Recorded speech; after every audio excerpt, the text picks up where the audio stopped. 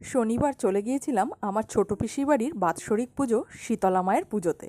তো সেখানে সারাদিনের আয়োজনই থাকে এবং নেমন্ত্রণও কিন্তু দুদিন পর পর থাকে। কিন্তু আমি দিনের বেলা খুব একটা যেতে পারিনি, কারণ আমার ছেলের খুব শরীর খারাপ ছিল, যার ফলে এই রৌদ্র আর ভিড়ের মধ্যে ওকে নিয়ে আর টানাপোড়েন করিনি। তাই আমি সন্ধেবেলায় একটু কোনো রকম আর কি সাজুগুজু করে ছেলেটাকে নিয়ে চলে গিয়েছিলাম ছোট পিসির বাড়িতে। আর সেখানকার পরিবেশ প্রত্যেক বছর পুজো হয় ঠিকই, তবে এবছরে কিন্তু সাংঘাতিক একটা ভালো পরিবেশ ছিল। মানে একটা ওয়েদারটা যা ভালো ছিল, মানে এত হাওয়া, এত ঠান্ডা একটা মানে মরশুম ছিল, বেশ ভালো সময়টা কাটছিল এবং কষ্টটাও কিন্তু কম হচ্ছিল সকলের। তো যাই হোক, বাইরে বসে বসে আমরা বেশ খানিকটা 2-3 ঘন্টা একটু সময় কাটিয়েছিলাম, আর যেহেতু ওর শরীরটা ভালো ছিল না, ও বাইরেই আমার সঙ্গে আড্ডা মারছিল। মানে আমরা কালকেও খেয়েছি, এখনও খেতে যাচ্ছি।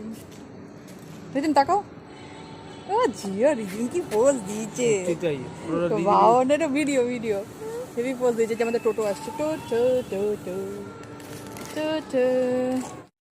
তো রাতে তো খাওয়া দাওয়া করে সেখানে পুজোর দিনকে নিরামিষ খাইছিল, 3 রকমের ডাল, আলু পটলের সবজি, একটা পনিরের আইটেম, তো সব খাইয়েটে আর কি খেয়েটে রাতে চলে এসেছিলাম। তারপরের দিন আবার দুপুরবেলা আমরা চলে গিয়েছিলাম পিসির বাড়িতে আর কি। এই দিন খাওয়াই হচ্ছে মাছ টাছ, তো ছিল ইলিশ মাছ আর মাছে মাথা দিয়ে ডাল, পটল ভাজা, চাটনি, নানা রকম খাবার, বেশ ভালো জমজমাটে খাবার। তো এই ছিল আমাদের মায়ের আর কি মূর্তি। আগের দিনেরটা তো তোমাদের দেখালাম, আর এটা পরের দিনের মূর্তিটা, কত মিষ্টি লাগছে দেখো, হলুদ শাড়ি পরে আমাদের মাকে। তারপর সবাই মিলে একটু আড্ডা ফাড্ডা মেরে খাবার দাবার খেয়ে বেশ ভালো একটা সময় কাটিয়ে আবার টুকটুক কুটকুট করে বাড়ি চলে এলাম, তবে ভীষণ গরম ছিল। চলো।